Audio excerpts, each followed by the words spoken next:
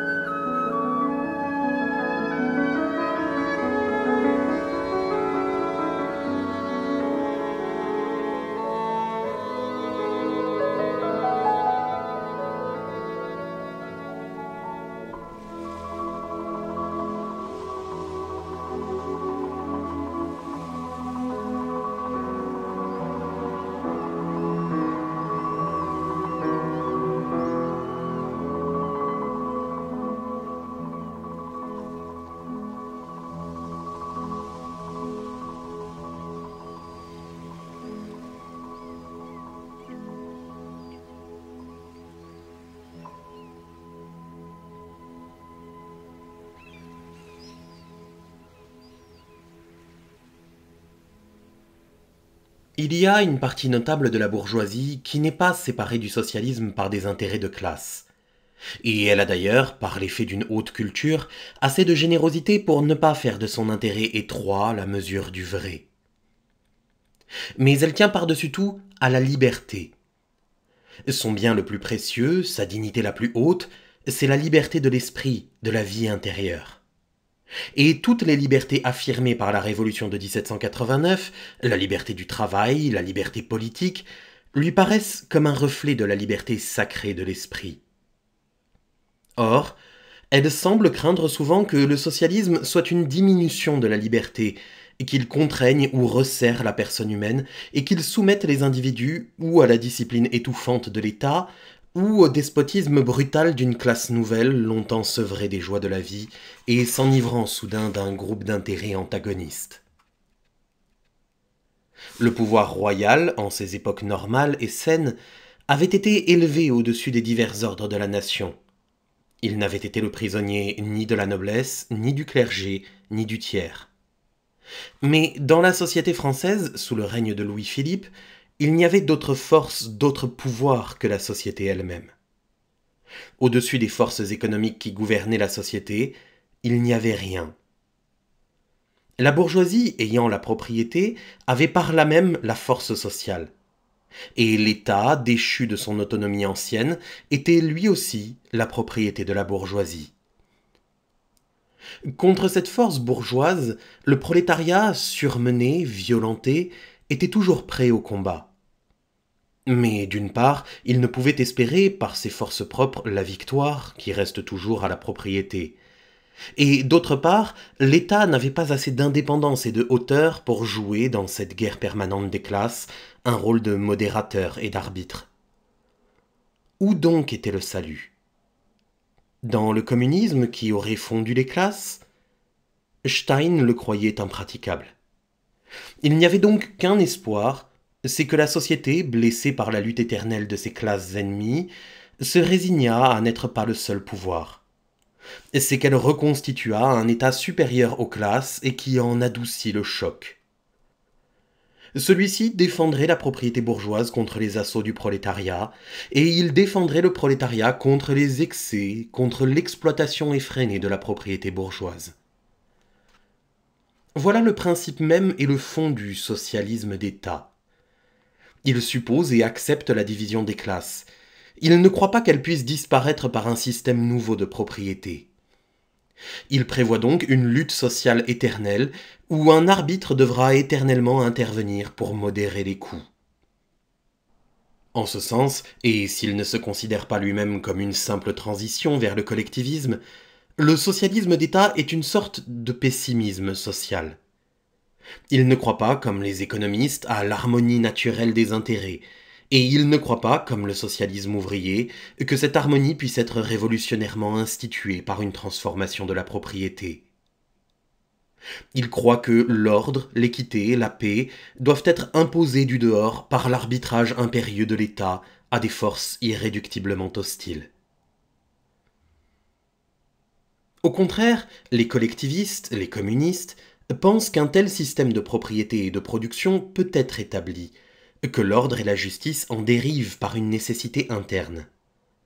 Ils croient à la possibilité de la paix fondamentale dans la société humaine, et leur optimisme essentiel s'oppose au pessimisme social des socialistes d'État. Ce n'est pas que les socialistes repoussent les mesures de protection légale que le socialisme d'État propose pour la classe ouvrière. Au contraire, ils les proposent eux-mêmes avec une extrême énergie et ils ne croient pas porter atteinte à la liberté en défendant les salariés contre les exigences les plus violentes du capital. Mais ils ne considèrent ces mesures que comme une transition.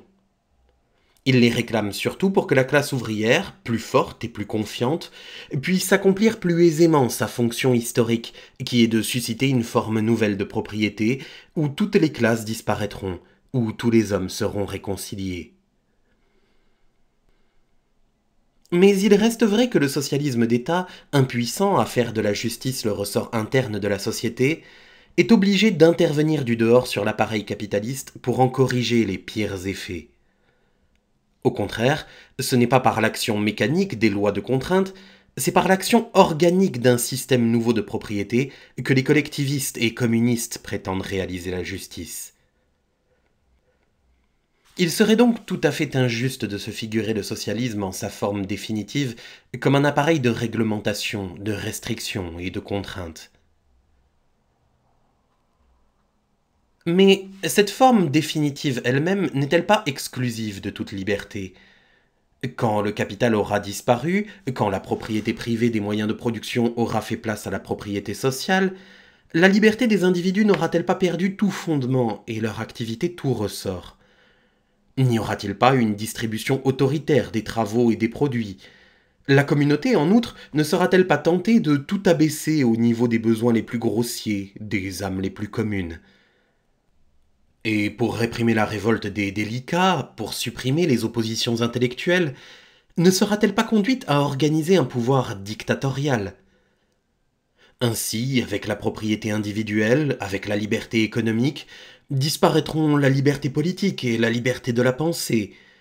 Le monde sera soumis non à la tyrannie d'une élite intéressée par ses fantaisies même au progrès universel, mais à la tyrannie routinière de la masse. Et une centralisation despotique assurera un régime de médiocrité. Voilà bien l'objection toujours renouvelée. Voilà bien la crainte qui hante les esprits, ou le prétexte dont se couvrent les résistances. Mais que ceux qui se complaisent à cette objection prennent garde. C'est contre la civilisation, c'est contre l'humanité elle-même qu'ils concluent.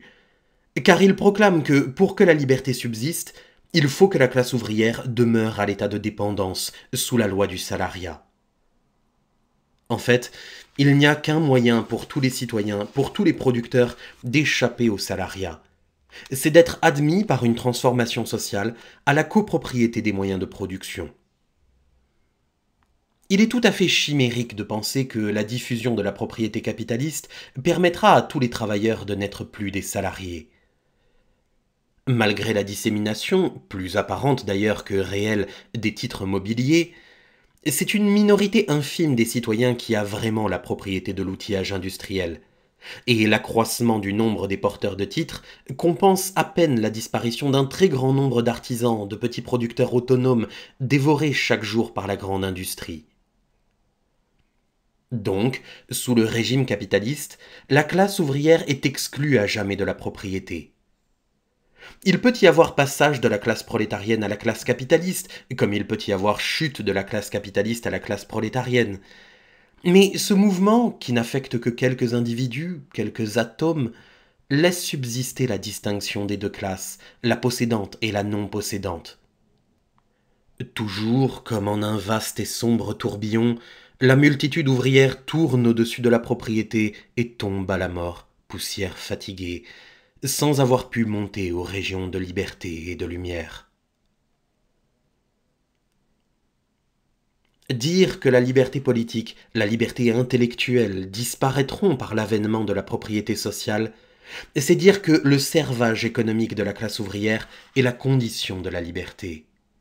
C'est dire que, de même que le noble loisir du citoyen antique était procuré par la classe servile, le prolétariat moderne doit se résigner au salariat pour procurer aux sociétés humaines, en quelques éléments privilégiés, la noblesse de la liberté, la dignité de la vie. Jamais nécessité plus ironique, jamais plus cruel paradoxe ne rabattit l'espérance.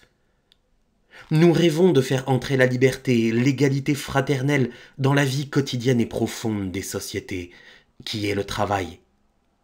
Nous voulons qu'aucun homme dans l'usine ou au champ ne soit l'outil d'un autre homme. Nous voulons qu'aucun travailleur ne soit instrument de profit, qu'aucun ne soit exclu du patrimoine humain accumulé par les générations. Et nous demandons que tout individu humain, ayant un droit de copropriété sur les moyens de travail, qui sont les moyens de vivre, soit assuré de retenir pour lui-même tout le produit de son effort, assuré aussi d'exercer sa part de direction et d'action sur la conduite du travail commun.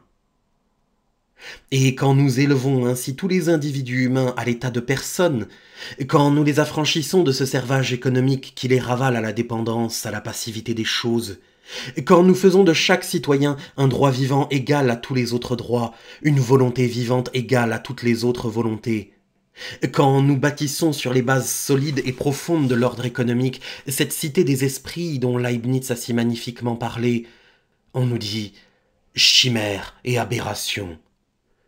Tous les hommes, en apparence affranchis de toute classe exploiteuse et dominatrice, seront asservis à nouveau par le mécanisme même de la propriété sociale. Ils seront égaux, mais tous liés les uns aux autres d'une chaîne infinie de servitude, tous écrasés par l'appareil central de direction et de production qu'ils seront obligés de constituer. Ainsi le service économique aura été non aboli, mais étendu, et l'humanité n'a le choix qu'entre une liberté oligarchique réservée à une minorité de possédants et l'universelle servitude. Je le répète, il n'est pas de conclusion plus sombre, et pourtant ceux qui considèrent la propriété sociale comme exclusive de la liberté individuelle y sont nécessairement acculés. Il n'est pas possible d'universaliser la propriété sous la forme actuelle. Et si on affirme qu'il faut se détourner de la propriété sociale pour sauver la liberté, on affirme par là même que la propriété, sans laquelle il n'est pas de liberté véritable, doit rester le privilège d'une minorité. On affirme que, pour ne pas disparaître dans les basses eaux dormantes du communisme, la liberté doit rester oligarchique. Au moment de l'histoire où nous sommes, il faut avoir le courage de prendre parti. Il n'est plus permis de rêver un développement démocratique indéfini en de vagues horizons. La croissance du socialisme pose à toute intelligence, à toute conscience un problème précis. Ou il faut accepter l'abolition du système capitaliste et l'institution de la propriété collective, ou il faut s'avouer à soi-même et avouer aux autres que la propriété dont la liberté complète est inséparable est éternellement le luxe d'une minorité. Et que ce luxe se vulgarise un peu, c'est possible, mais nul ne peut supposer que la propriété bourgeoise se disséminera d'elle-même et imbibera toute la masse humaine au point de dissoudre le salariat. Ceux-là donc qui accusent l'ordre socialiste de supprimer la liberté bâtissent devant eux une infranchissable muraille.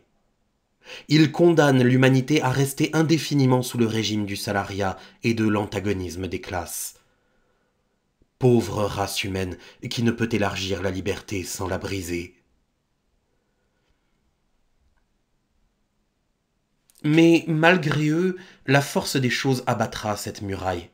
Et si la propriété sociale, si le communisme des moyens de production implique la servitude, c'est vers la servitude que l'humanité va invinciblement. Je ne veux pas dire que l'évolution économique prépare fatalement, mécaniquement, une révolution de la propriété. À coup sûr, il s'opère une concentration industrielle et commerciale incessante, et cette concentration capitaliste, qui exproprie peu à peu les petits et moyens producteurs, ébauche et facilite la concentration socialiste qui expropriera les expropriateurs. À coup sûr aussi, quels que soient les nouveaux agents de production, quelles que soient les inventions techniques de demain, cette concentration du travail semble la loi durable, la tendance maîtresse du système capitaliste. Même si l'électricité est appliquée comme moteur, même si elle permet par des courants de force infiniment ramifiés le travail à domicile, cette dissémination de l'atelier ne sera probablement pas un morcellement de la puissance industrielle. Le grand capital captera les sources de force et en réglera la distribution. Il coordonnera aussi, en vue d'une large production et d'une large vente, la production en apparence parcellaire de tous ces petits ateliers dépendants. Mais si la concentration capitaliste apparaît comme la loi probablement définitive du système social actuel, elle n'agit pas avec un automatisme inflexible et une régularité élémentaire. Dans l'immense et complexe mouvement social, toutes les formes de la production n'évoluent pas parallèlement. La concentration est plus ou moins rapide, plus ou moins intense dans telle ou telle industrie. Il en est même qui, par l'effet momentané de procédés nouveaux, semblent parfois rétrograder vers la petite production. Et là même où se produisent de colossales manifestations capitalistes, comme les grands bazars et les grands magasins, le petit commerce subsiste. Les petites boutiques paraissent même pulluler, mais de plus en plus écrasées, précaires et pauvres. Ainsi, le mouvement qui porte peu à peu le système capitaliste vers la grande production, moule nécessaire de l'ordre socialiste, n'a pas cette netteté, cette rectitude et cette accélération uniforme qui seules donneraient aux phénomènes sociaux l'apparente nécessité des phénomènes naturels. Jamais donc, même au moment où la forme socialiste s'imposera décidément à la production et à l'échange, le système socialiste ne sera contenu tout près, tout préformé dans le système capitaliste. Pour rappeler encore une image de Leibniz, le socialisme ne sera jamais contenu qu'en puissance dans le système capitaliste, comme une statue que des veines cachées dessinent dans l'intérieur d'un bloc. Il faudra sans doute toujours un acte réfléchi de la volonté humaine pour faire apparaître l'ordre socialiste, comme des coups de ciseaux et de marteau pour dégager la statue. Mais si le mouvement spontané et la concentration naturelle du système capitaliste ne suffisent pas à susciter, par une sorte de simplification mécanique, l'unité de la production socialiste, si la loi de la concentration capitaliste reste à la fois idéale et réelle, gouvernant de plus en plus les faits sociaux, mais ne s'y exprimant jamais avec une irrésistible simplicité, le mouvement toutefois est assez visible et assez fort pour que l'avenir apparaisse dans cette direction. Et la classe ouvrière, à qui toutes les évolutions, toutes les tendances de l'industrie sont immédiatement perceptibles, sait qu'en réalisant un jour à son profit la suprême concentration socialiste de la propriété et du travail, elle agira dans le sens même des choses. Elle est donc perpétuellement tentée d'agir par cette coïncidence, par cette harmonie de son propre intérêt et de la tendance générale des faits. La loi capitaliste et la force ouvrière concourent dans la même direction. Or, comme la loi capitaliste de concentration agit, malgré bien des intermittences et des restrictions, avec une intensité croissante, comme le prolétariat s'organise aussi en une force croissante, ces deux forces concordantes et grandissantes aboutiront sans aucun doute à un effet décisif. Et la propriété capitaliste et oligarchique, privilège d'une classe, sera transformée au profit de toutes les classes, enfin confondues, en une propriété sociale et universelle. D'ailleurs, même les systèmes sociaux qu'on nous oppose aboutiraient tous, s'ils se développaient, à l'ordre socialiste. Supposez un instant que les coopératives de production et de consommation se multiplient et s'étendent. Pour éviter le gaspillage et les périls de la concurrence, elles ne tarderont pas à se fédérer. Ces fédérations n'auront bientôt d'autres limites que la nation elle-même. Ce sera donc, avant peu, un vaste organisme unique de production et d'échange. Supposez encore, si vous voulez, pour rester plus près du mécanisme capitaliste, que la propriété mobilière se dissémine infiniment comme le font espérer les conservateurs utopistes. Supposez que chaque citoyen arrive à posséder un titre représentant une parcelle de l'outillage industriel ou agricole. Tous les citoyens, tous les producteurs étant actionnaires, voudront intervenir dans la direction de l'industrie. Les plus petits actionnaires, encouragés par leur nombre, réclameront leur part d'influence et de pouvoir, et bientôt même, par leur groupement, feront échec aux gros actionnaires. Ainsi, toute la nation sera comme une immense assemblée possédante et dirigeante. Et les vastes associations de capitaux, entre lesquelles se répartiraient tous les citoyens, ne tarderaient pas à s'entendre pour éviter les chocs, les concurrences coûteuses, les désordres et les crises. Ainsi, par un curieux paradoxe, la dissémination extrême de la propriété capitaliste aboutirait à un mécanisme de production unitaire, à la centralisation du travail et de la propriété elle-même.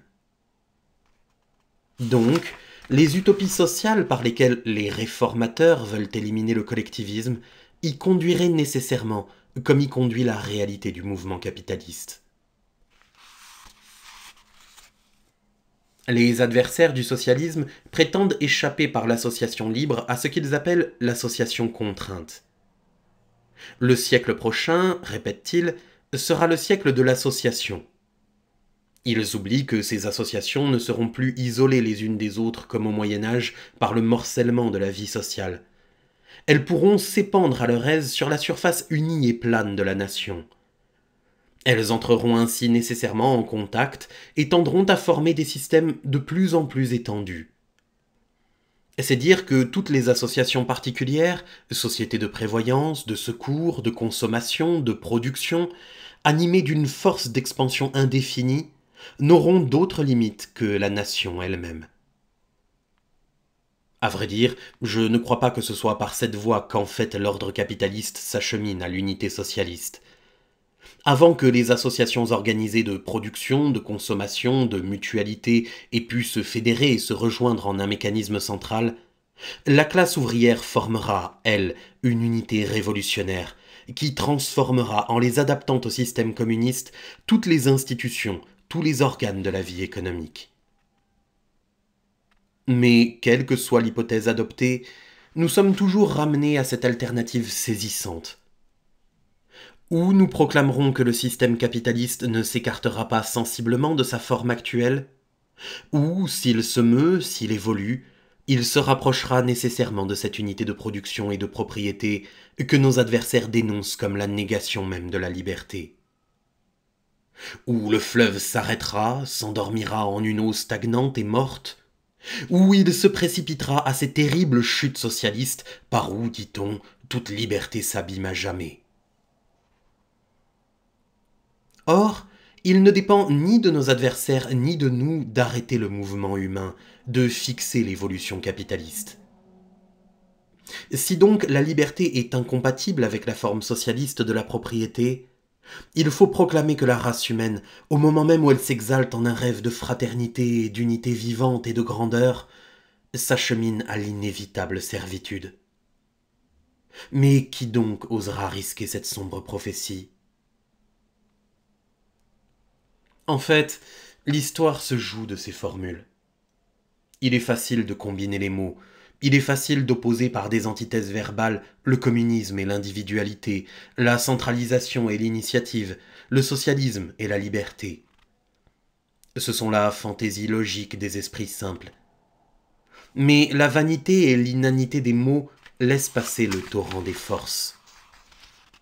Or, d'une part, nul ne contestera que depuis 3/4 de siècle, deux grandes forces soient en action, la force capitaliste qui centralise peu à peu la production, assez du moins pour donner aux salariés l'idée et la tentation de la concentration socialiste, et la force du prolétariat qui s'organise et s'agite pour une destinée meilleure. Ce ne sont pas là des puissances verbales, deux vaines ombres se croisant sur un mur nu.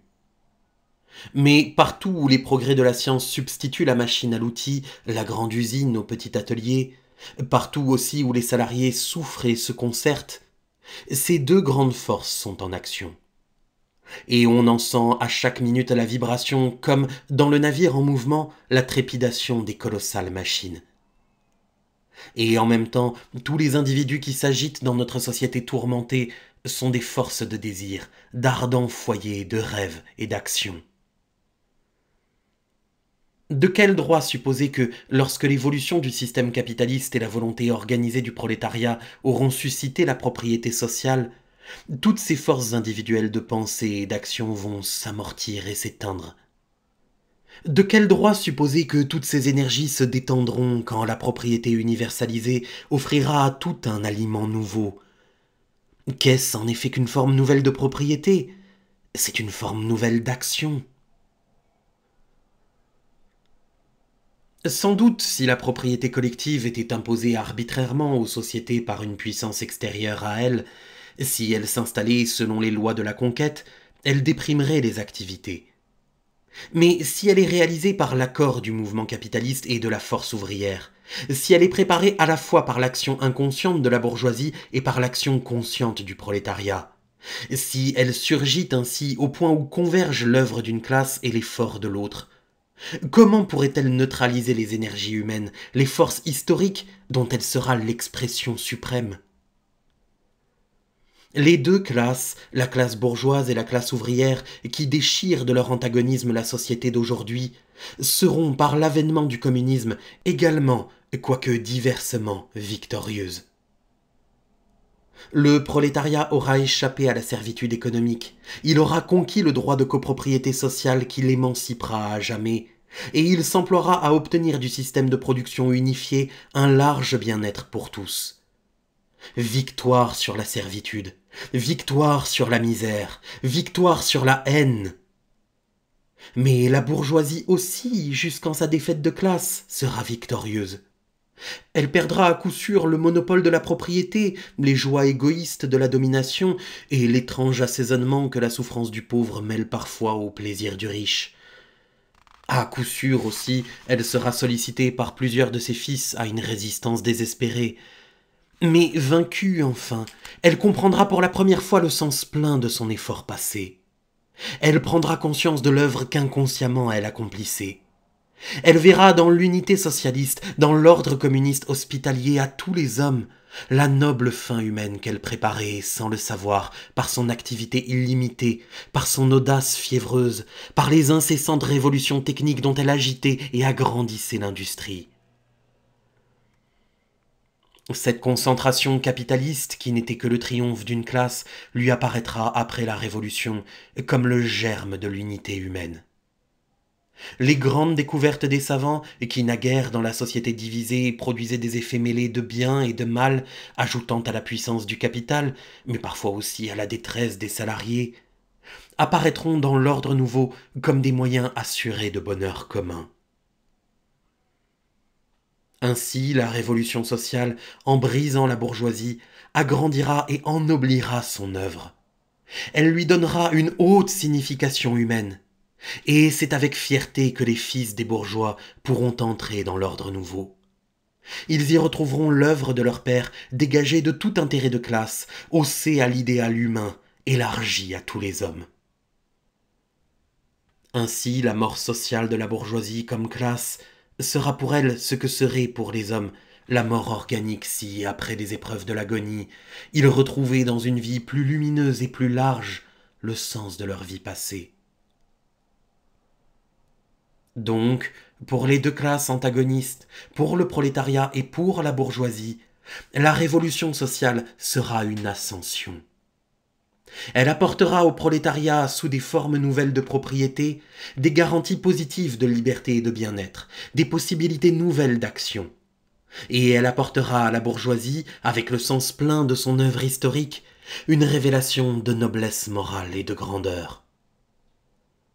C'est en montant toutes deux que les deux classes se confondront. C'est sur un sommet que sera proclamée l'unité humaine. Comment ce grand acte social qui établira entre les hommes désormais réconciliés toutes les forces d'orgueil, d'espérance et d'humanité pourrait-il aboutir à une sorte d'atonie générale et d'universelle dépression? Comment les hommes affranchis les uns de leur misère de classe, les autres de leur égoïsme de classe, se précipiteraient-ils à une servitude nouvelle?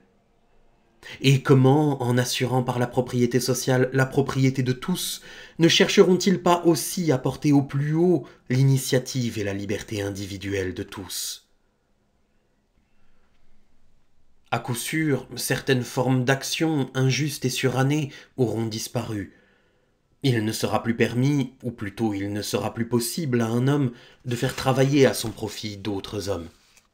L'humanité aura chassé à jamais, comme le cauchemar d'une nuit mauvaise, le rêve du capitaliste qui peut tendre et qui tente à l'universelle domination et à l'universelle exploitation. Mais l'homme est-il condamné à ne comprendre la liberté que comme la faculté d'exploiter d'autres hommes? Est-il condamné à ne comprendre l'infini que comme l'accroissement illimité de la richesse oppressive? Il n'est plus permis aujourd'hui, il n'est plus possible d'avoir des esclaves. La liberté humaine en est-elle diminuée?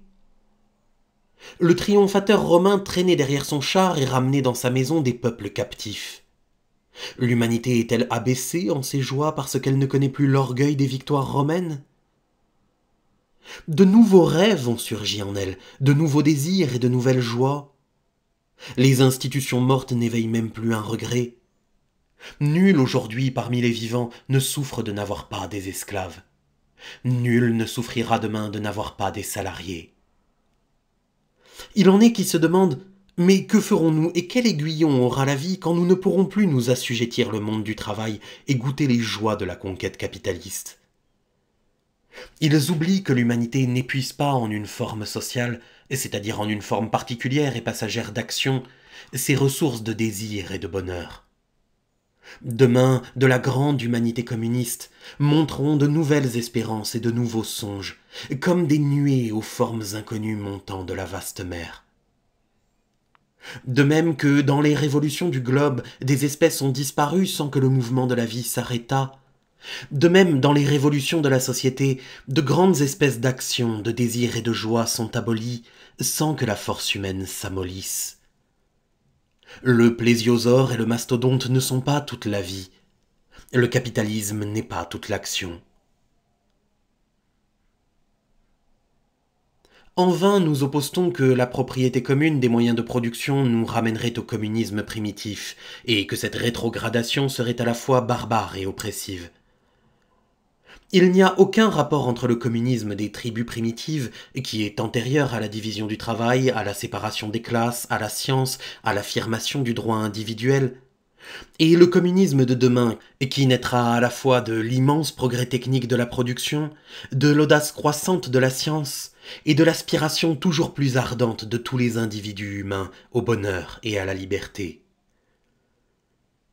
L'histoire, en ramenant dans des conditions nouvelles et des milieux nouveaux certaines formes du passé, ne ramène point le passé lui-même. Au contraire, l'originalité du mouvement humain éclate à reprendre ainsi, en variations toujours plus riches et plus vastes, quelques thèmes très simples et très pauvres des temps lointains. C'est Chateaubriand qui a remarqué que le suffrage universel des démocraties modernes reproduit les assemblées plénières des barbares germains dans la clairière des grandes forêts. Et sans doute plus d'un doctrinaire a dénoncé le suffrage universel comme un retour à la barbarie, comme une rechute dans le passé. Chose étrange, ce sont les prétendus disciples de la Révolution française qui nous accusent de revenir aux formes passées. Oublie-t-il donc que la Révolution, inspirée de Jean-Jacques, prêchait sans cesse le retour à la nature?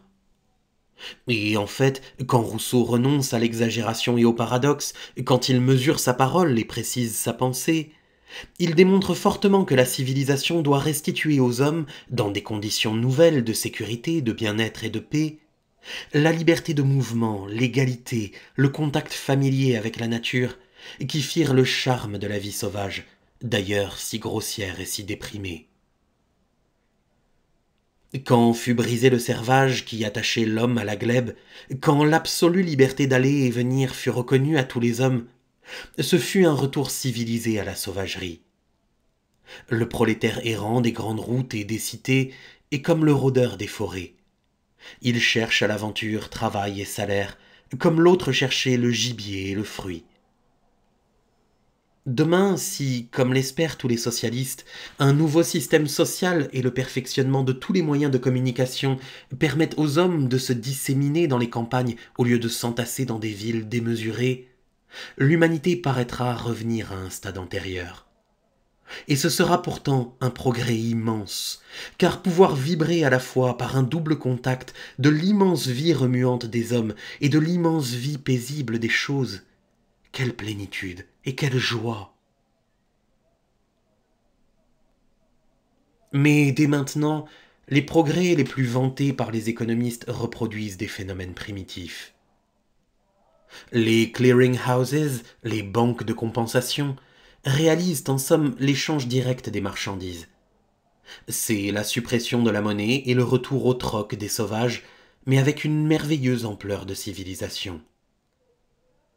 Quand les banques d'émission remplacent le métal par le papier, elles enfouissent le métal dans leur cave, et l'or revient sous terre comme avant que les mines fussent exploitées.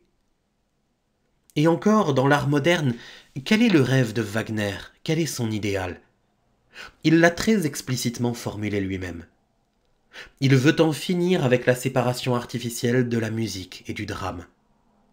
Il veut, avec toutes les puissances de l'âme et de l'orchestration moderne, reproduire la belle unité religieuse et esthétique de la plus ancienne tragédie grecque, qui elle-même reproduisait l'unité première de la danse, de la musique, de la prière. C'est, suivant son expression même, le communisme premier de l'art qu'il veut restaurer. Il veut ramener à l'unité antique les puissances si diverses et tourmentées des temps nouveaux. Et il n'espère le triomphe du communisme dans l'art que par l'avènement du communisme social, qui supprimera entre les hommes les distinctions arbitraires et les séparations violentes. Mais ne serait-il pas puéril de dire que Wagner ressuscite le chariot de Thespis ou même la tragédie d'Échille? Pas plus que Wagner ne nous ramène aux danses chantantes et aux mimiques rythmées des premiers hommes, pas plus que le suffrage universel ne nous ramène aux assemblées barbares des champs de mai, ou les banques de compensation à la pauvre économie sauvage et au troc élémentaire. Le communisme moderne, héritier du prodigieux mouvement capitaliste et de l'individualisme révolutionnaire, ne nous ramènera au communisme primitif des pauvres tribus lointaines. Il n'y a dans l'histoire humaine ni routine ni rupture. L'humanité est comme un grand artiste toujours en progrès. Elle ne s'attarde pas à ses premières et naïves ébauches.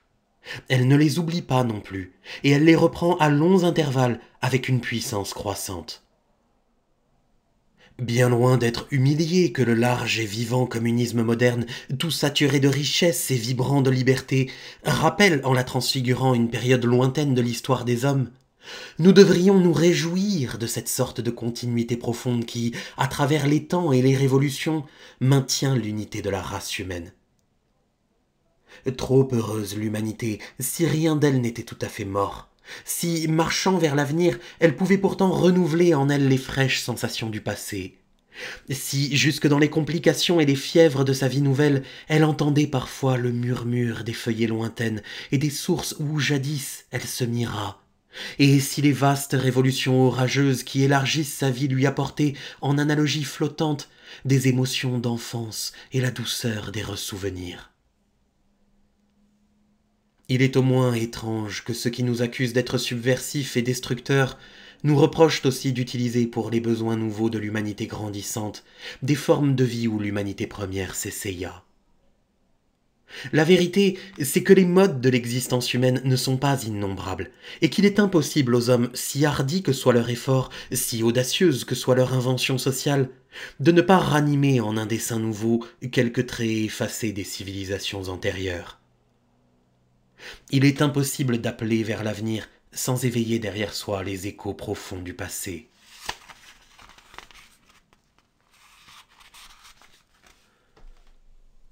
Mais dans l'ordre prochain, dans l'ordre socialiste, c'est bien la liberté qui sera souveraine. Le socialisme est l'affirmation suprême du droit individuel. Rien n'est au-dessus de l'individu. Il n'y a pas d'autorité céleste qui puisse le plier à son caprice ou le terroriser de ses menaces. L'homme n'est pas un instrument aux yeux de Dieu. Le mouvement socialiste exclut l'idée chrétienne qui subordonne l'humanité aux fins de Dieu, à sa gloire, à ses mystérieux desseins. Il exclut aussi ce spiritualisme vulgaire qui fait de Dieu un individu séparé du monde, plus fort que l'individu humain et dangereux pour lui. Ce n'est pas que la formule de combat de Blanqui, ni Dieu ni maître, exprime tout entière la pensée définitive de l'humanité. Nul ne peut savoir quelle sera, dans la suite des temps, la conception générale des esprits affranchis, et ils ne s'arrêteront pas à une pure négation. Dès maintenant, c'est à une sorte de monisme idéaliste que paraissent incliner beaucoup de socialistes. L'univers leur apparaît comme une unité idéale qui tente à s'exprimer et qui se réfléchit dans l'harmonie croissante des forces. Et par là, le mouvement humain se rattache au mouvement universel. Par là, les perspectives d'infini se rouvrent et les belles ivresses métaphysiques et mystiques attendent encore l'humanité. Mais ivresse de science, de liberté et d'action autant que de rêve. En tout cas, c'en est fini d'une force surhumaine écrasant et contraignant l'humanité. Dieu n'existera plus pour l'homme que dans la mesure où il sera l'homme lui-même, prenant conscience de sa grandeur et de la beauté du mouvement universel où il concourt. Si l'homme, tel que le socialisme le veut, ne relève pas d'un individu supra-humain, il ne relève pas davantage des autres individus humains. Aucun homme n'est l'instrument de Dieu, aucun homme n'est l'instrument d'un autre homme. Il n'y a pas de maître au-dessus de l'humanité, il n'y a pas de maître dans l'humanité. Ni roi, ni capitaliste. Les hommes ne veulent plus travailler et souffrir pour une dynastie. Ils ne veulent plus travailler et souffrir pour une classe. Mais pour qu'aucun individu ne soit à la merci d'une force extérieure, pour que chaque homme soit autonome pleinement, il faut assurer à tous les moyens de liberté et d'action. Il faut donner à tous le plus de science possible et le plus de pensée, afin qu'affranchis des superstitions héréditaires et des passivités traditionnelles, ils marchent fièrement sous le soleil.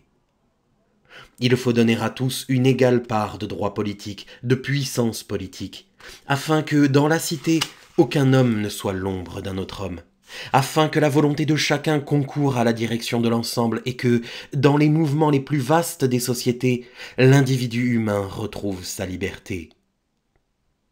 Enfin, il faut assurer à tous un droit de propriété sur les moyens de travail, afin qu'aucun homme ne dépende pour sa vie même d'un autre homme, afin que nul ne soit obligé d'aliéner aux mains de ceux qui détiennent les forces productives ou une parcelle de son effort ou une parcelle de sa liberté. L'éducation universelle, le suffrage universel, la propriété universelle. Voilà, si je puis dire, le vrai postulat de l'individu humain. Le socialisme est l'individualisme logique et complet. Il continue, en l'agrandissant, l'individualisme révolutionnaire.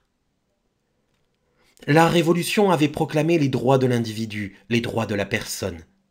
Et pour les garantir, elle avait brisé le despotisme monarchique et le privilège féodal. Elle avait brisé aussi les organisations corporatives et disséminé les propriétés ecclésiastiques, afin qu'il n'y eût pas un bloc de propriété réservé et inabordable, et que la propriété dispersée allât à tous les individus. Mais là, elle avait fait œuvre vaine en partie hypocrite. Hypocrite parce que seule la classe des bourgeois et des paysans aisés pouvait profiter de la révolution sociale et saisir les dépouilles des prêtres et des nobles. La propriété va toujours à la propriété, et les biens nationaux allèrent ou à la finance ou aux plus aisés des propriétaires paysans. Le prolétariat naissant et désordonné n'en pouvait avoir miette. Œuvre vaine aussi, parce que ce n'était pas par le morcellement, par la dissémination que la propriété pouvait être universalisée. En donnant à la science un plus puissant essor, la révolution travaillait pour l'individu, mais contre la propriété individuelle. Car les progrès techniques vont développer la grande production et monopoliser aux mains d'une nouvelle oligarchie la puissance industrielle, la puissance sociale. De là, au nom même de la révolution ou au nom de l'individu, l'idéal communiste. Un moment, l'effervescence de la lutte et du péril avait paru mêler dans une œuvre révolutionnaire commune la bourgeoisie et le prolétariat. Mais bientôt, quand la révolution refroidie laissa tomber son écume prolétarienne et apparaître son fond bourgeois, quand le mouvement humain dévia, comme il devait nécessairement dévier sous le régime propriétaire, en mouvement de classe, les communistes, avec Babeuf et Buonarroti, rappelèrent la révolution au large idéal d'humanité. Ils réclamèrent pour tous les individus que menaçait, qu'étreignait une tyrannie nouvelle, les nécessités garanties de la propriété commune. Aussi bien ceux de nos contradicteurs qui vont un peu au fond des choses ne le contestent pas. Ils reconnaissent, avec M. Espinasse, que le socialisme est l'expression suprême de l'individualisme révolutionnaire. Mais ils nous reprochent précisément de pousser cet individualisme jusqu'à la négation même de toute société et de tout idéal. De hauts esprits, comme M. Boutroux, si j'en juge par ses déclarations successives en Sorbonne, semblent troublés de cette crainte. Et il m'a paru que tantôt il approchait du socialisme avec sympathie, et tantôt il s'en détournait avec inquiétude. Je crois avoir démêlé la raison de ce trouble. Il n'accueille pas contre les socialistes les objections vulgaires. Il sait très bien qu'ils ne sont pas des barbares, qu'ils veulent au contraire universaliser la culture humaine. Il ne redoute pas non plus l'intervention de la société pour des fins idéales. Il trouve très noble de proclamer pour tout homme le droit à la vie et à la lumière. Et que la nation moderne soit chargée, comme la cité antique, d'une haute fonction civilisatrice, cela ne le heurte point, mais l'attire au contraire. Ce qui l'inquiète, c'est que dans le socialisme, l'individu se proclame le centre et le but, qu'il ne se subordonne à rien et qu'il se subordonne toute chose. Affranchir ainsi la vie humaine, n'est-ce pas l'isoler et l'appauvrir? Sans doute les individus feront partie de vastes systèmes, mais ces systèmes ne vaudront pour eux que par leur rapport à eux. L'individu humain ne sera plus un instrument, mais c'est l'univers, c'est le tout qui sera devenu l'instrument de l'individu. L'individu n'aura au-dessus de lui aucune force, mais il n'aura au-dessus de lui aucun idéal. Il sera le sommet superbe et aride que ne domine aucun autre sommet, sur lequel ne passe même pas l'ombre des nuées, mais qui ne connaît plus au-dessus de lui que le vide de l'espace et la tristesse des solitudes. Et je suis prêt à accorder qu'en effet, dans le mouvement socialiste, ou tout au moins dans le premier moment de la dialectique socialiste, l'individu est la fin suprême. Le socialisme veut briser tous les liens. Il veut désagréger tous les systèmes d'idées et tous les systèmes sociaux qui entravent le développement individuel. Où Dieu n'est pas, où il est l'unité idéale qui permet l'harmonie et l'expansion de toutes les forces. Où il n'est pas, où il n'est qu'un moyen de liberté. L'humanité elle-même n'a pas une sorte de valeur mystique et transcendante. Sa richesse est faite de toutes les énergies individuelles. Elle n'a pas le droit de se désintéresser du nombre et de manifester son excellence seulement en quelques élus. Elle n'est pas une beauté idéale se contemplant au miroir de quelques âmes privilégiées. Elle ne vaut pour l'individu humain que dans la mesure où il participe lui-même à la liberté, à la science et à la joie. De même, le socialisme transforme profondément l'idée de patrie et l'idée de famille. Ni la famille ni la patrie ne sont en soi des organismes supérieurs et sacrés. L'une et l'autre doivent des comptes et des garanties à l'individu humain. Le socialisme n'applique pas à la famille la vaine et déclamatoire critique du romantisme bourgeois. Tous les jeunes échauffés s'insurgent contre la société, c'est-à-dire tout simplement contre l'opinion, qui est sévère pour l'adultère. Ils voudraient promener de ménage en ménage leurs libres et triomphantes amours, sans avoir à subir la moindre critique, sans y exposer même la femme aimée. Ah, merveille! Mais la famille que trouble leur fantaisie physiologique ou autre repose sur des rapports de propriété. Le mariage a pour base une association d'intérêts. Riche, la femme est trop souvent recherchée pour son bien. Pauvre, elle est dans la dépendance du mari qui la fait vivre. Les enfants n'ont d'autres ressources que celles que les parents leur procurent. Ils n'ont d'autre droit que celui qu'ils leur transmettent. Hors du mariage, la femme est à l'abandon. Hors de la famille, les enfants sans propriété sont comme perdus dans le désert. La famille est ainsi un monde clos, une forteresse de propriété hors de laquelle il est souvent dangereux, parfois mortel, de se risquer. Comment prétendre dès lors que les seules inspirations du cœur, que la seule loi de l'amour doit régler les rapports des membres de la famille entre eux et avec le vaste monde du dehors? L'amour irrésistible et fatal de la bourgeoisie romantique, quand il déclamait contre le privilège conjugal tout en respectant le privilège de propriété, commettait la plus lamentable contradiction. Ou plutôt, il était hypocritement égoïste. Il entendait garder son privilège bourgeois de propriété, ses titres de rente, son luxe d'éducation et d'esprit, mais il voulait pratiquer à ses heures une sorte de communisme sexuel. Or, la nouvelle société bourgeoise issue de la Révolution avait été avertie par l'expérience de la noblesse du XVIIIe siècle. Celle-ci avait joué avec la vie de famille. Elle avait ouvertement et officiellement permis le dévergondage conjugal. Mais avec la même étourderie, la même insouciance, elle avait laissé monter la Révolution. Au contraire, la bourgeoisie nouvelle avait un tel culte de la propriété, reconstituée à son profit, qu'elle exigeait, au moins dans les apparences, le respect de la famille, qui était une des formules de la propriété. Le jeune exalté, qui ne voulait pas détruire les forteresses de la propriété bourgeoise, mais qui priait la dame d'ouvrir la fenêtre, était un inconséquent. Quand il se révoltait contre l'hypocrisie du monde, il se trompait. C'est le monde qui était logique en défendant avec la même rigueur la famille et la propriété. Anarchistes à l'égard du mariage et conservateurs à l'égard de la propriété, les élégiaques du romantisme ne jouaient pas franc jeu. De même, les inquiétudes de Dumas fils étaient insolubles. Il voulait avant tout sauver l'institution du mariage, mais pour qu'elle pût survivre, il lui demandait de s'assouplir un peu et de s'accommoder aux droits, aux exigences de l'individu humain. C'est ainsi qu'il a longtemps demandé le divorce, pour que la personne humaine ne fût pas blessée en sa liberté, en sa dignité, en son droit au bonheur, par la fatalité d'un mariage irréparable. C'est ainsi qu'il voudrait faire rentrer le fils naturel dans les cadres de la vie sociale. C'est ainsi même qu'il demande le pardon, le respect pour la jeune fille qui, sans s'avilir, a failli et hors du mariage s'est donnée.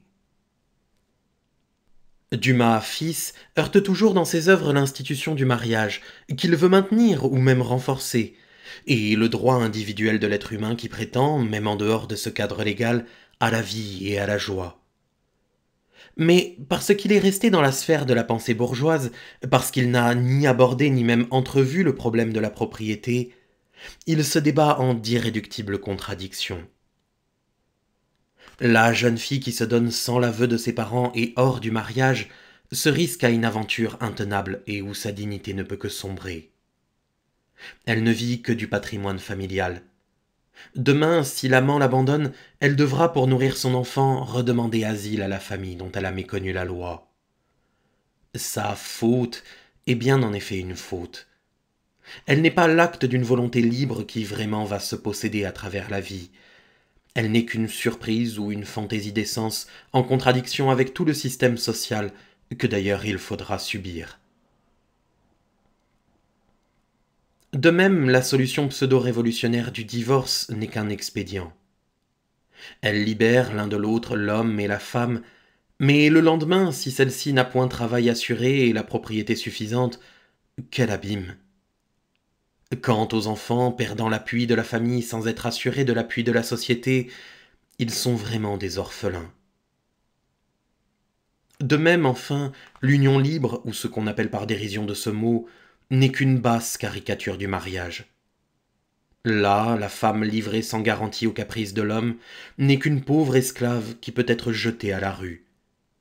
Là, la femme est enchaînée par la misère, et l'homme, quand il est bon, est enchaîné par la pitié. Il n'est qu'un moyen d'assurer dans la vie de la famille la liberté et la dignité des êtres humains. C'est de transformer la propriété. C'est d'assurer à tous, hommes et femmes, les moyens de vivre par le travail, libre et fier. C'est d'assurer aux enfants un droit préalable de copropriété, qui fait d'eux, même si la famille immédiate se brise ou les abandonne, des membres de la famille humaine. Ainsi, c'est bien sur la volonté libre, c'est sur l'affection réciproque, c'est sur le contrat des libertés que reposera la famille. Ainsi, des liens d'affection pourront être noués sans de honteux marchandages de propriété. Des liens funestes pourront être rompus sans que l'individu humain soit à la misère ou à l'abandon. L'union sera vraiment libre, et la propriété n'installera plus les fourneaux de sa basse cuisine sur la pierre du foyer. La famille, au lieu d'être une institution trop souvent contraignante et déprimante, aidera par la noblesse des affections désintéressées à la grandeur de l'être humain. Mais ici encore, c'est l'individu qui est le but, et l'institution ne vaut que dans la mesure où elle le sert. De même, dans la pensée socialiste, pour la patrie. À coup sûr, le socialisme et le prolétariat tiennent à la patrie française par toutes leurs racines. Dès la Révolution bourgeoise, le peuple acculé défendait héroïquement contre l'étranger et la France nouvelle. Il y pressentait dorénavant son patrimoine futur. De plus, l'unité nationale est la condition même de l'unité de production et de propriété, qui est l'essence même du socialisme.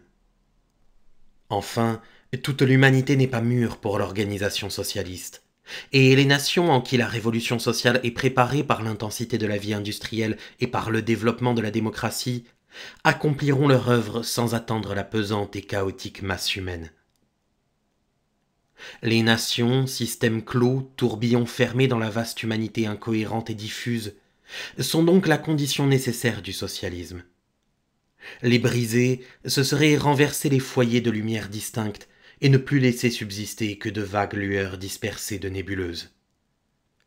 Ce serait supprimer aussi les centres d'action distincts et rapides pour ne plus laisser subsister que l'incohérente lenteur de l'effort universel.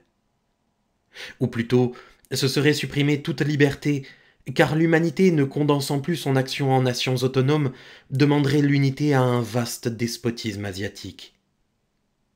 La patrie est donc nécessaire au socialisme. Hors d'elle, il n'est et ne peut rien. Même le mouvement international du prolétariat, sous peine de se perdre dans le diffus et l'indéfini, a besoin de trouver dans les nations mêmes qu'il dépasse des points de repère et des points d'appui. Pourquoi le socialisme serait-il jamais tenté de se séparer de la patrie? Il n'y a que les feuilles mortes qui se détachent de l'arbre. Il y a 100 ans, les émigrés appelèrent à l'étranger parce qu'ils désespéraient que d'elle-même la France nouvelle revînt à eux. Et en violentant la France, ils proclamaient eux-mêmes qu'ils n'étaient plus que le passé. Armand Carrel eut tort lorsque, sous la Restauration, il s'engagea avec quelques amis sous les drapeaux de l'Espagne libérale pour combattre l'armée de Louis XVIII. Son acte n'eût été excusable que si la réaction avait été définitivement maîtresse de la France. Cela seul émigre, même pour de nobles causes, qui désespèrent de la patrie. Or, le socialisme sait que le mouvement même de la vie nationale travaille pour lui. Il sait que l'évolution capitaliste et la démocratie lui ouvrent la route. C'est de l'évolution même de la vie nationale qu'il attend la victoire. Il est donc au centre même et au cœur de la patrie. Et si le drapeau blanc et le drapeau tricolore ont eu leurs émigrés, le drapeau du socialisme n'aura pas les siens. Même si un jour de passagères violences étaient exercées contre le socialisme, il attendrait l'inévitable retour de la France. Mais si le socialisme et la patrie sont aujourd'hui en fait inséparables, il est bien clair que dans le système des idées socialistes, la patrie n'est pas un absolu. Elle n'est pas le but, elle n'est pas la fin suprême. Elle est un moyen de liberté et de justice. Le but, c'est l'affranchissement de tous les individus humains. Le but, c'est l'individu. Lorsque des échauffés ou des charlatans crient « la patrie au-dessus de tout », nous sommes d'accord avec eux s'ils veulent dire qu'elle doit être au-dessus de toutes nos convenances particulières, de toutes nos paresses, de tous nos égoïsmes. Mais s'ils veulent dire qu'elle est au-dessus du droit humain, de la personne humaine, nous disons non. Non, elle n'est pas au-dessus de la discussion. Elle n'est pas au-dessus de la conscience. Elle n'est pas au-dessus de l'homme. Le jour où elle se tournerait contre les droits de l'homme, contre la liberté et la dignité de l'être humain, elle perdrait ses titres. Ceux qui veulent faire d'elle je ne sais quelle monstrueuse idole qui a droit au sacrifice même de l'innocent travaillent à la perdre. S'ils triomphaient, la conscience humaine se séparerait de la patrie pour se séparer d'eux, et la patrie tomberait au passé comme une meurtrière superstition. Elle n'est et ne reste légitime que dans la mesure où elle garantit le droit individuel. Le jour où un seul individu humain trouverait hors de l'idée de patrie des garanties supérieures pour son droit, pour sa liberté, pour son développement, ce jour-là l'idée de patrie serait morte. Elle ne serait plus qu'une forme de réaction. Et c'est sauver la patrie que de la tenir dans la dépendance de la justice.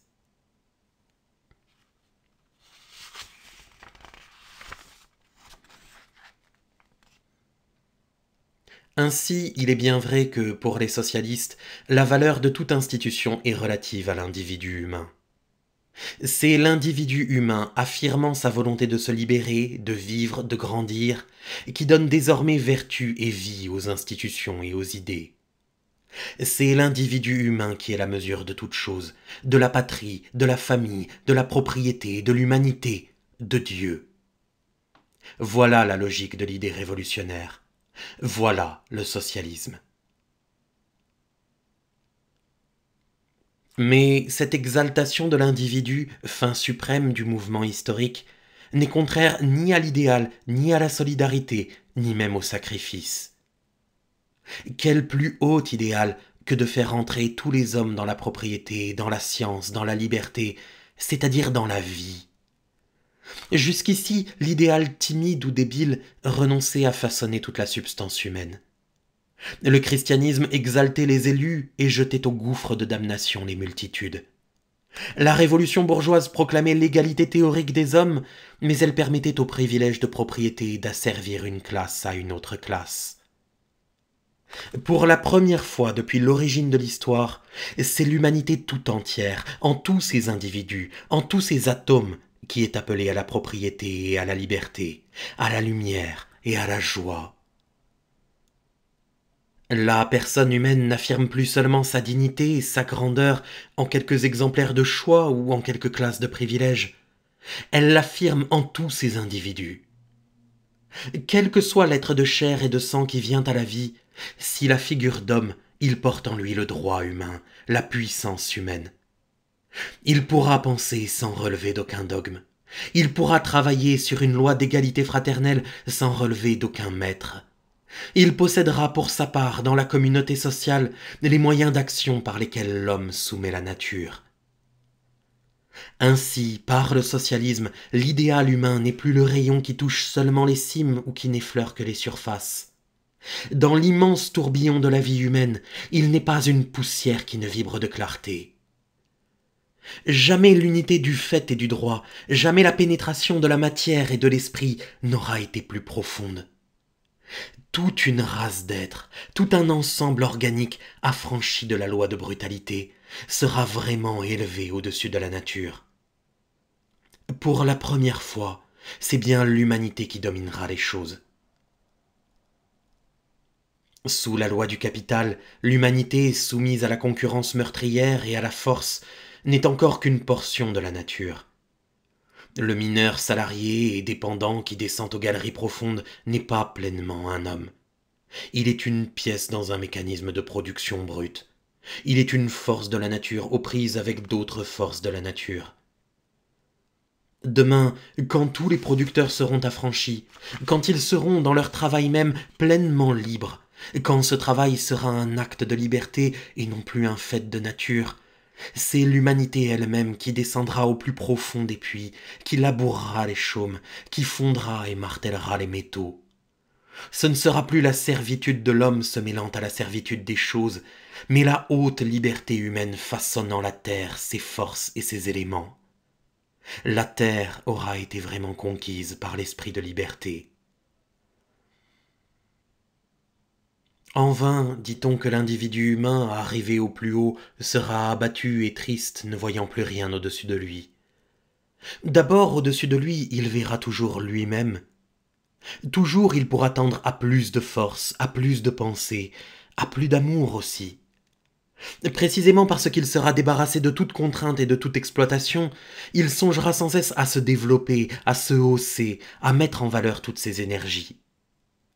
Et quand les hommes ne pourront plus dépenser leurs forces, amuser leur orgueil et nourrir leur convoitise, à dominer et pressurer les autres hommes, il faudra bien qu'ils s'emploient à grandir leurs propres facultés.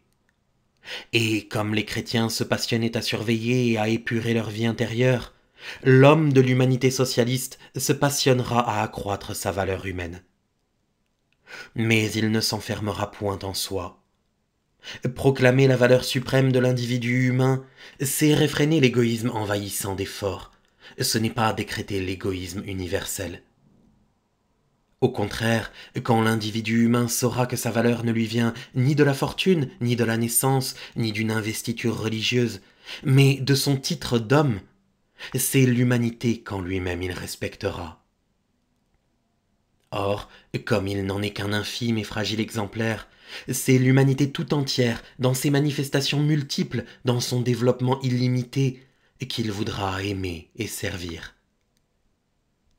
Nulle force extérieure ne le contraindra en sa conscience, mais c'est lui-même qui franchira ses propres limites pour vivre d'une vie plus vaste et goûter même à la joie supérieure du sacrifice. Dans notre société déchirée d'antagonismes mortels, le sacrifice n'est plus possible. Les prétendus dévouements des classes privilégiées ne sont plus que mensonges, car elles ont peur, et leur charité est un calcul d'assurance.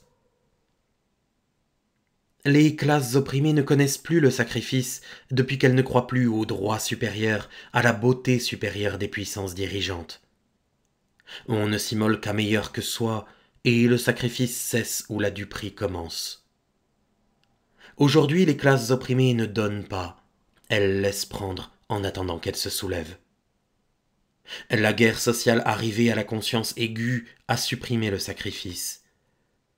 Au contraire, dans la grande paix socialiste, c'est en se donnant à ceux qui cherchent et souffrent, à ceux dont l'esprit s'inquiète et dont le cœur s'afflige, que l'homme prendra vraiment conscience de soi.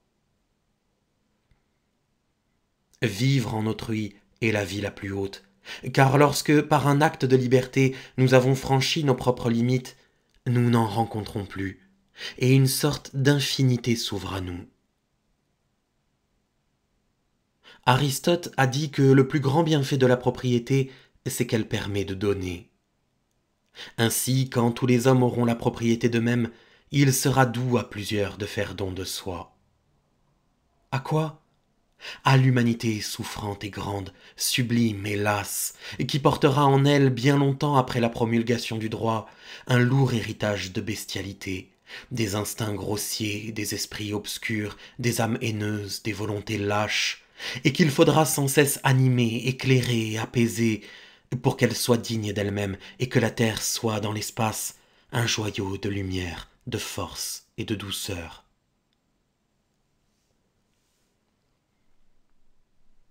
Mais au-delà même de l'humanité, l'homme affranchi s'associera à l'univers.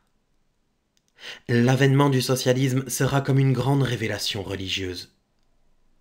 Que l'humanité sortie de la planète obscure et brutale ait pu se hausser enfin à la justice et à la clarté, que par l'évolution de la nature, l'homme se soit élevé au-dessus de la nature même, c'est-à-dire au-dessus de la violence et du conflit, que du choc des forces et des instincts ait jailli l'harmonie des volontés.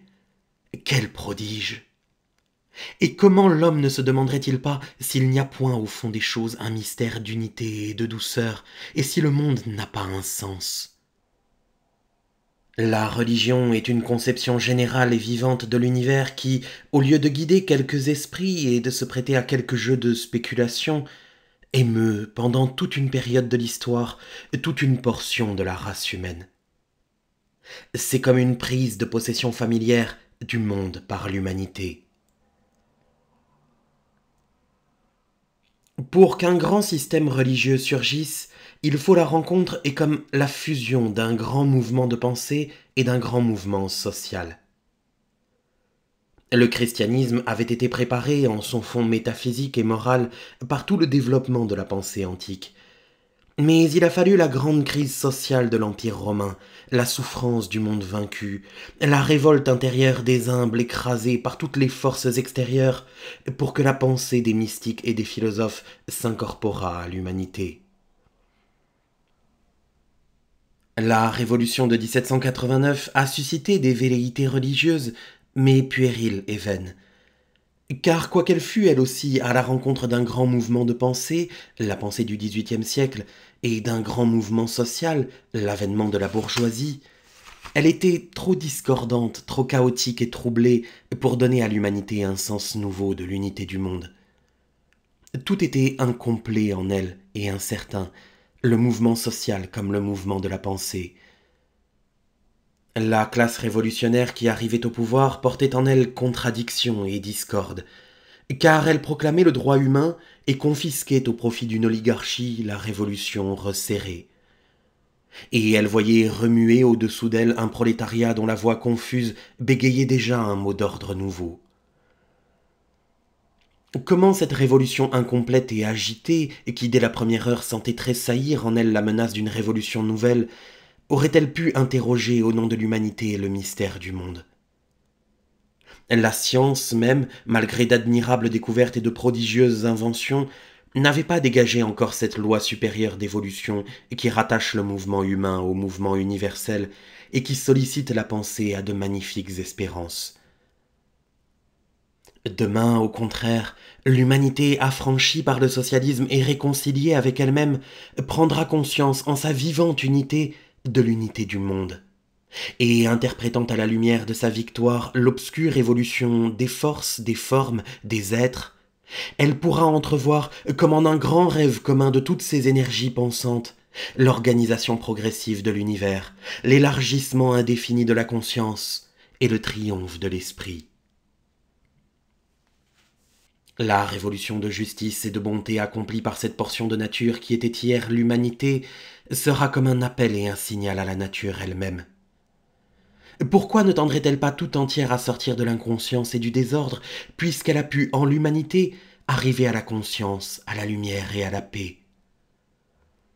Ainsi, du haut de sa victoire de justice, l'humanité laissera tomber au plus profond de l'abîme des choses une parole d'espérance, et elle écoutera monter vers elle l'écho de l'universel désir tout plein de pressentiments. Mais quelle que soit la tendance de l'homme nouveau à s'agrandir de toute la vie humaine et de toute la vie du monde, c'est l'individu qui restera toujours à lui-même sa règle. C'est par un acte libre qu'il se donnera aux autres hommes. Il ne se laissera ravir par aucune violence le droit de se donner. Et il demandera toujours à l'univers, comme aux hommes, le respect de sa liberté intérieure. Il n'acceptera d'autre idéal suprême que celui qui, tout en assurant l'unité du monde, établira l'énergie et consacrera l'autonomie des individus. En recevant du socialisme le droit absolu à la pensée libre et un droit indestructible de propriété, l'homme peut entrer dans la communauté sociale. Il peut entrer aussi dans la communauté de l'univers. Il ne risque ni d'être absorbé ni de se dissoudre. Il est prêt à s'harmoniser à un système de force toujours plus vaste. Il est prêt à collaborer à une œuvre toujours plus lointaine et plus haute. Mais il reste un centre autonome de pensée et d'action. Il peut affronter la puissance de la communauté humaine et le mystère du monde. Il est à jamais impénétrable à toute force d'oppression ou de dissolution.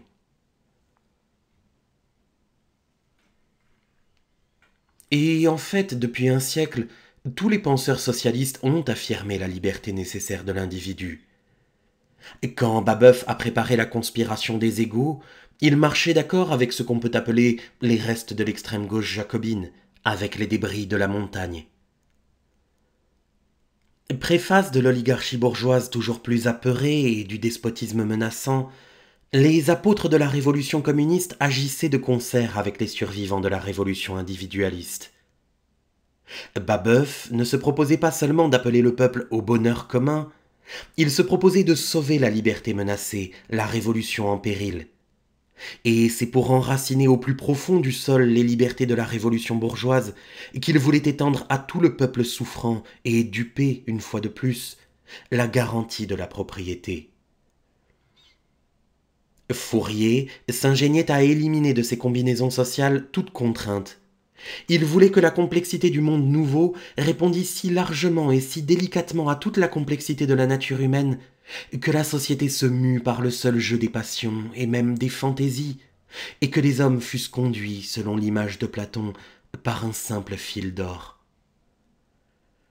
Il attaquait en même temps les économistes et les philosophes du XVIIIe siècle. Les uns pour avoir glorifié la richesse sans en assurer une juste répartition, les autres pour avoir prêché une égalité d'ascétisme et de retranchement.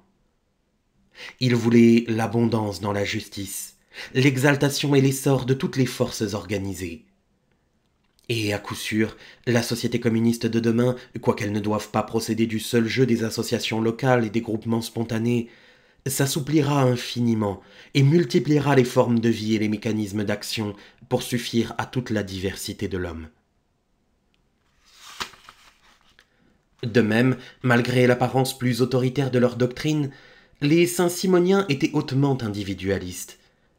Sans doute ils combattaient l'anarchie bourgeoise, le désordre de la production et de l'échange, et ils voulaient y substituer l'harmonie de la production collective sur l'autorité des plus savants et des plus sages. Mais cette autorité ne pouvait avoir son fondement que dans la libre volonté des associés, et elle ne pouvait avoir d'autre effet que l'entier développement de toutes les facultés individuelles. Transfigurant, comme dit le producteur, la parole évangélique, il disait « Tous seront appelés et tous seront élus ». Mais élus à une vie d'action et de liberté. Enfin, il faut bien se garder de voir dans la dialectique hegélienne de Marx, réfléchie en matérialisme économique, une forme de fatalisme, de mécanisme contraignant. Selon Marx, le fait économique est la base de l'histoire. Il est impossible que le système de la production du travail, de la propriété, qui façonne la vie quotidienne des hommes, ne détermine pas aussi de proche en proche les modes supérieurs de l'activité humaine, la philosophie, la morale, l'art, la religion. Mais il ne faut pas croire que ce sont là des réflexes immédiats. Les forces toujours plus variées et plus riches de la nature humaine désunifient sans le rompre le thème de l'ordre économique. De même que le tisserand, tout en subissant la loi de son métier à tisser, crée les étoffes les plus diverses de dessins et de couleurs, de même sur le métier des forces économiques, l'histoire tisse les existences humaines les plus variées. La forme économique détermine tous les modes de l'activité humaine, mais on ne peut déduire ceci de celle-là. Engels, dans ses derniers commentaires du marxisme, a touché presque à la pensée de Comte, qui donne comme cadre aux phénomènes plus complexes la loi des phénomènes plus simples, mais qui ne réduit pas les plus complexes aux plus simples. Ainsi, quand la société communiste de demain sera réalisée, il est évident que cette révolution profonde dans la propriété, dans le travail, dans la vie élémentaire de l'humanité, se répercutera sur toutes ses conceptions. Dans le grand miroir de l'humanité communiste, l'univers ne se reflètera pas comme dans la conscience infiniment morcelée de l'humanité présente. Mais sous la loi générale de l'inspiration communiste, quelle prodigieuse et incalculable diversité d'actions, de pensées et de rêves! Aussi, Marx se garde-t-il bien de déterminer d'avance les modes précis de la société nouvelle. Quand les socialistes se refusent à décrire le détail de la société de demain, on les accuse de rusés. Ils respectent tout simplement la liberté de l'évolution et la richesse de la vie. Ils savent quelle est la direction générale des faits et la tendance générale des volontés. Ils savent que l'appropriation collective des moyens de production est préparée par le grand mouvement capitaliste, et ils savent aussi que seule cette appropriation collective permettra, dans les conditions de la technique moderne, d'universaliser la propriété, c'est-à-dire la liberté. Mais quels seront les effets particuliers en tous les modes de vie de cette loi générale et dominante du socialisme? Nul ne peut le dire. D'abord parce que ces effets sont innombrables, ensuite parce qu'ils sont subordonnés à des conditions changeantes, enfin parce que malgré le déterminisme général des phénomènes sociaux, la volonté humaine aura une part d'action dans l'agencement des mécanismes et qui concilieront l'unité de la production et l'initiative des individus. Ce qui est certain dès maintenant, c'est que partout où il est organisé en un parti, le socialisme agit dans le sens des libertés individuelles. Liberté politique, liberté du vote, liberté de conscience, liberté du travail. Bien mieux, quoiqu'il combatte le privilège de la propriété bourgeoise, il regrette que la bourgeoisie soit impuissante très souvent à défendre contre la réaction les conquêtes libérales. Et il l'y aide toujours quand il le faut. Les socialistes italiens ne cessent de se tourner avec angoisse vers la bourgeoisie. Ils la supplient d'accomplir son œuvre qui est de créer la production capitaliste et de protéger la liberté politique. Et ils lui disent « Ne vous défiez pas de nous. Sans doute la loi de l'histoire destine la propriété bourgeoise à être absorbée dans la propriété sociale, mais nous savons bien que ce n'est pas une Italie rudimentaire, somnolente et pauvre qui affranchira le prolétariat.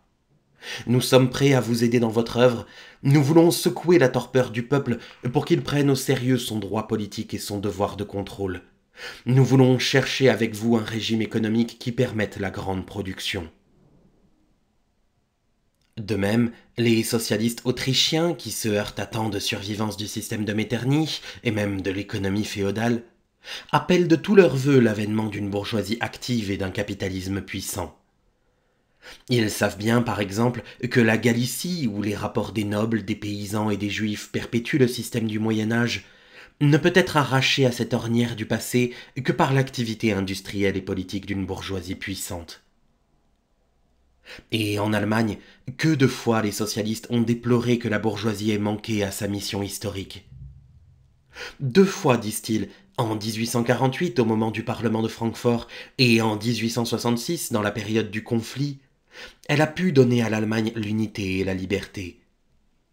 2 fois elle s'est dérobée et elle a permis à la réaction féodale, à l'absolutisme monarchique et à la violence militaire de marquer de leur empreinte l'unité de la nation. C'est pour réparer cette faute que le socialisme allemand, en même temps qu'il prépare l'avènement social du prolétariat, lutte chaque jour pour les libertés intellectuelles et politiques de l'Allemagne. Il soulève contre les féodaux même cette bourgeoisie progressiste qui le dénonce, et il fait échec au militarisme. Enfin, en France même, pourquoi dans une crise récente, où il ne semblait pas qu'il y eût un intérêt direct, le socialisme est-il intervenu? Ce n'est pas seulement parce qu'il est un parti d'humanité et qu'il ne peut se désintéresser d'aucune question humaine. C'est aussi parce qu'il ne veut pas que des passions fanatiques resserrent et appauvrissent la bourgeoisie elle-même. C'est une grande force pour notre pays et pour la liberté que la bourgeoisie française soit formée d'éléments divers, d'origine catholique, protestante et juive. C'est cette diversité qui lui permet d'échapper à la décadence de la bourgeoisie dans les pays latins. Et le socialisme a besoin que les classes aujourd'hui gouvernantes et possédantes gardent le plus possible de liberté et de vie. Il se propose si peu d'amortir et de contraindre les forces humaines qu'il voudrait que l'activité du monde fût au plus haut avant qu'il en prît possession au nom de la justice. Dira-t-on, comme on le fait souvent, que ce sont les socialistes eux-mêmes, dans le fameux manifeste de Marx, qui ont parlé de la dictature du prolétariat? Mais cette parole ne peut s'appliquer à l'ordre socialiste une fois réalisée.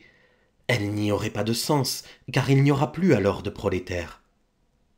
C'est une formule de la tactique révolutionnaire pendant la prise de possession du pouvoir. Ici, nous sommes réduits aux conjectures. Nul ne peut dire avec certitude par quelle voie sera institué l'ordre nouveau. Il est fort probable que l'avènement du prolétariat aura, comme naguère celui de la bourgeoisie, un caractère révolutionnaire. Quand le prolétariat socialiste aura été porté au pouvoir par les événements, par une crise de l'histoire, il ne commettra pas la faute des révolutionnaires de 1848. Il réalisera d'emblée la grande réforme sociale de la propriété, et il ne laissera pas à la réaction le temps d'égarer ou de violenter les masses. Mais le prolétariat, au contraire de la bourgeoisie, ne survivra pas à sa victoire.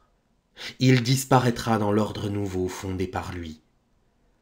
Et il serait aussi injuste de reprocher au socialisme la dictature du prolétariat que de confondre avec les journées révolutionnaires la vie normale de la bourgeoisie et du capital. En fait, par leur propagande tous les jours plus active et plus étendue, qui s'adresse à la fois à la classe ouvrière, aux paysans et à la bourgeoisie intellectuelle, les socialistes diminuent sans cesse la force de résistance de la société d'aujourd'hui. Ils diminuent par là même les chances de dictature prolétarienne. Avant peu, l'idéal socialiste aura si profondément pénétré qu'au lendemain de la victoire du prolétariat, des forces innombrables se rallieront autour de lui. Beaucoup hésitent encore parce qu'ils ne croient pas à la possibilité de la justice sociale. Démontrée par le fait, elle sera acceptée de tous, sauf de la petite minorité des privilégiés réduite soudain à l'impuissance, et la période de combat pourra être brève.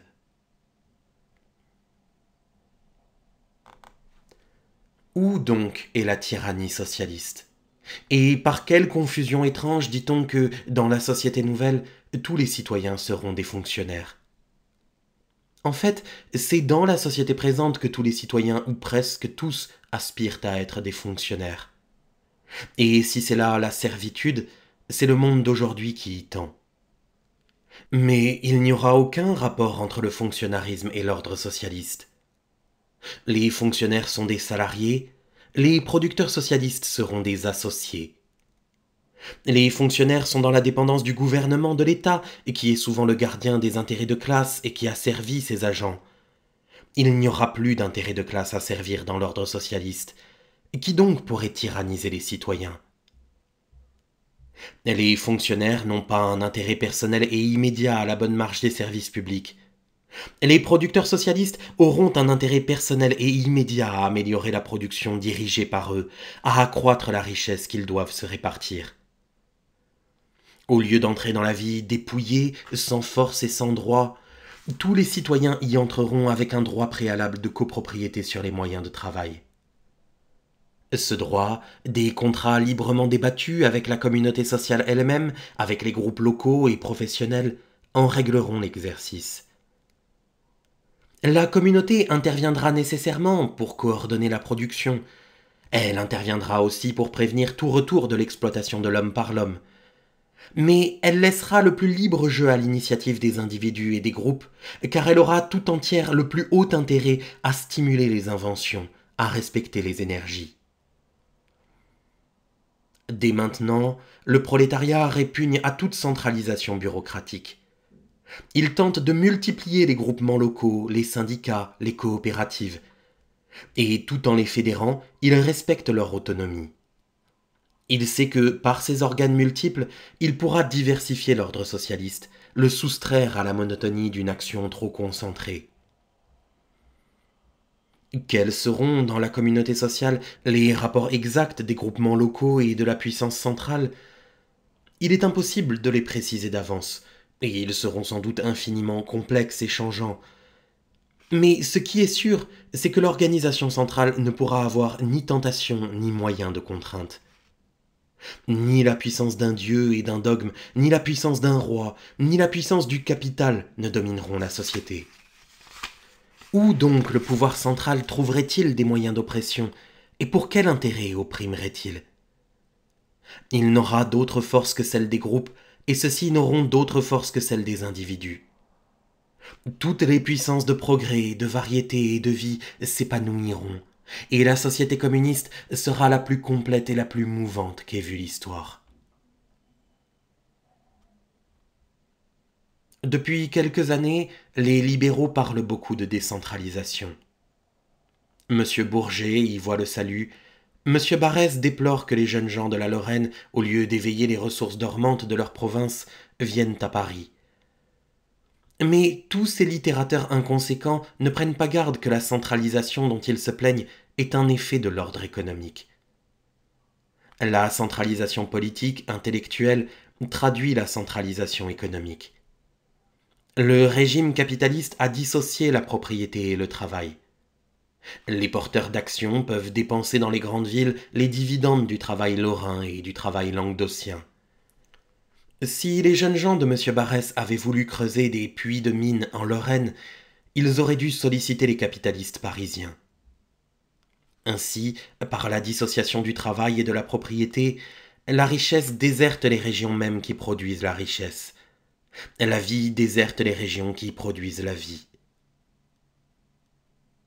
Au contraire, quand les citoyens associés dans la propriété commune des moyens de production garderont pour eux-mêmes tout le produit de leur travail, la richesse restera au point d'origine, et la vie, au lieu de se concentrer en quelques capitales dévorantes, sera partout répandue. Ou les décentralisateurs ne font que de la littérature, ou il faut qu'ils prennent leur parti entre la réaction et le socialisme. Décentraliser sans transformer la propriété, c'est rétablir la suprématie des vieilles influences terriennes, c'est revenir au passé.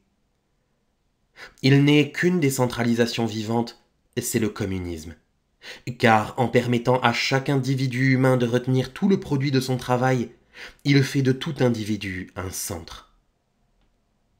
Par le socialisme, la vaste harmonie de la vie générale se concilie avec la spontanéité des forces individuelles.